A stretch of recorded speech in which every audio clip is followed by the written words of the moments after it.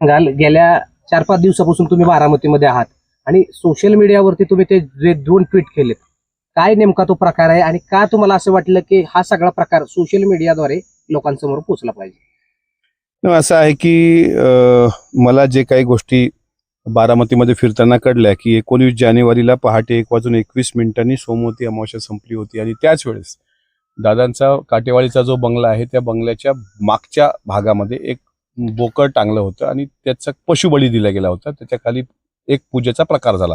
ही तारीख आहे 28 डिसेंबर 2025. सॉरी ही तारीख आहे, आता सांगितलं की 19 जानेवारी पहाटे 19 जानेवारी 2026. दादांचं फ्लाईट क्रॅश झालं ते 28 जानेवारी 2026, म्हणजे ते 8 दिवसाच्या पूर्वी. दुसरं असं आहे की एक दुसरं ट्विट मी केलंय की भानामती सारखा अघोरी प्रकार असण्याचा तो दिसतोय प्रकार. तो प्रकार 28 डिसेंबर 2025 रोजी विद्या प्रतिष्ठानच्या AI इमारत बांधकामाजवळ एक अघोरी पूजा केल्या गेली, पण आता मला माहिती मिळते आहे की ती गावदेवीची पूजा आहे असे कळते, कारण भानामतीमध्ये झेंडूची फुलं आणि हिरव्या रंगाचा वापर करत नाहीत. पण हे जे काही मी टाकलं ही सुद्धा पूजा डिसेंबर महिन्यामध्ये केल्या गेली. नोव्हेंबर महिन्यात काही मी ट्विट केले होते, त्या ट्विटचं पण एक याच्यामध्ये सोमवती अमावस्या, काळ्या रंगाची बाहुलीची पूजा आणि हे सगळं त्याच्यामध्ये लोकवशीकरण पूजा, ह्या ज्या काही सगळ्या गोष्टी घडल्या याबाबत सुद्धा मी ट्विट केलं होतं. सुया, हळदी, कुंकू, अघोरी पूजा सहयोग सोसायटीच्या समोर भिगवण रोडवर नोव्हेंबर महिन्यातील शिवरात्री व अमावस्येला, म्हणजे नोव्हेंबर महिना, डिसेंबर महिना आणि जानेवारी महिना या 3 महिन्यातला SITचा तपास जर ईशान्येश्वर मंदिराच्या अनुषंगानं अशोक खरातच्या अघोरी पूजेसोबत जर केला गेला आणि तो प्रामाणिकपणे केला गेला तर अशोक खरातचे जे भोंदू भक्त होते, जे भोंदू भक्त आहेत आणि त्यांच्याकडून ह्या पूजा बारामतीच्या परिसरात केल्या गेल्याची शक्यता नाकारता येत नाही, तशी मला शंका आहे. दादा हे विज्ञानवादी होते. दादा विज्ञानावर, सायन्सवर विश्वास ठेवणारे होते.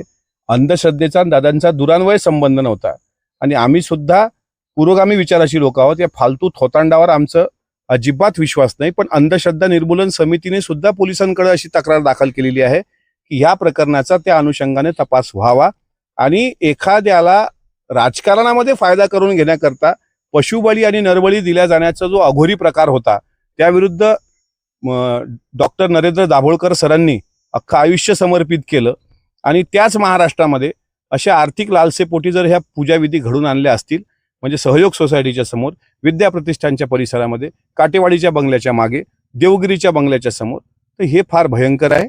आणि म्हणून माझं या 4-5 दिवसांमध्ये लोकांशी जे बोलणं झालं, लोक बोलायला घाबरत आहेत समोर यायला आणि माझ्याकडे जी लोकांनी माहिती दिली ती मी ट्विटद्वारे टाकली. आता हे महाराष्ट्राच्या मुख्यमंत्र्यांच्या लक्षात आणून देण्याचं माझं कर्तव्य आहे, पण त्याकरता जनरेटा असणं महत्वाचं आहे. जनतेतून उद्रेक झाल्याशिवाय अजितदादांच्या विमान अपघाताचं सत्य बाहेर येईल असं मला वाटत नाही. खरं तर तुम्ही आता सांगितलं अजित पवार विज्ञानवादी होते, तुम्ही पुरोगामी म्हणताय, मग तुम्हाला असं वाटतंय का ह्या सगळ्या गोष्टीचं किंवा या उतार्याचं कनेक्शन अजित पवारांच्या अपघाताशी जोडलंय? तुम्ही सोशल मीडियावर तशी पोस्ट देखील केली.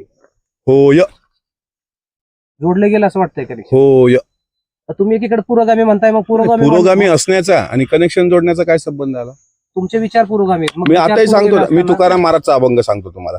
सांगो जाणती शकून भूत भविष्य वर्तमान, याचा आम्हासी कंटाळा पाहो ना आवडती डोळा, रिद्धी सिद्धीचे साधक वाचा सिद्धी होती एक, आणि तुका म्हणे जाती पुण्यक्षय अधोगती.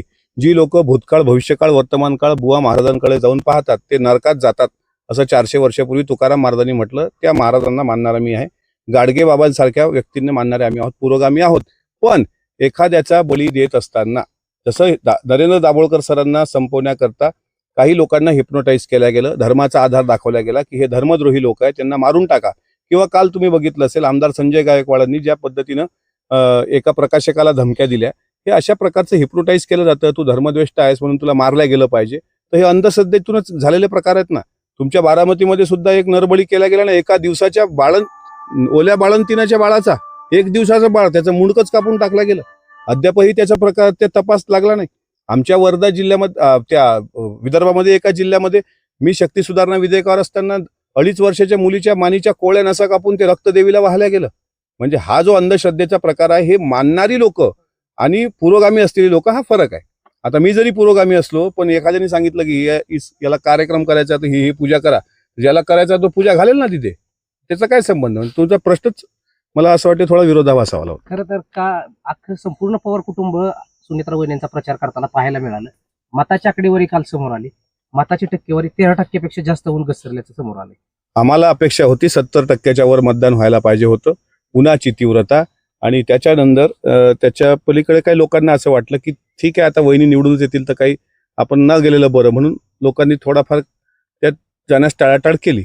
हे जरी त्याचं कारण असलं, पण अजूनही बूथ सक्षमीकरण खूप महत्वाचं आहे. ठीक आहे, आता यावेळेस विरोधक तेवढे स्ट्रॉंग नव्हते, पण 2029ला मोठ्या लढती, तुल्यबळ लढती कदाचित होऊ शकतील. चौरंगी लढत कदाचित होऊ शकेल, तिरंगी लढत कदाचित होऊ शकेल. तर अशा वेळेस हा टक्का वाढणं अपेक्षित आहे. त्याकरता आता 3 वर्ष खूप काम करावं लागेल, एवढं मात्र नक्की. राष्ट्रवादी पार्थ पक्ष पवार यांच्याकडे मुंबई संघटना पुण्यासह पार्थ पवारला दिल्ली आणि मुंबईची आणि जय पवारला आपले पुणे ग्रामीणची जबाबदारी जबाबदारी दिली. असं वाटतं की ह्यातनं काही पक्ष संघटना बांधण्यासाठी फायदा होईल म्हणून. सूत्रांची अशी माहिती आहे की दिल्लीचं सगळं पारदादा बघतील, कारण ते आता राज्यसभेचे खासदार आहेत. सुनेत्रा वहिनी ह्या महाराष्ट्रभर दौरा करतील आणि जयदादा हे पुणे विभाग बघतील.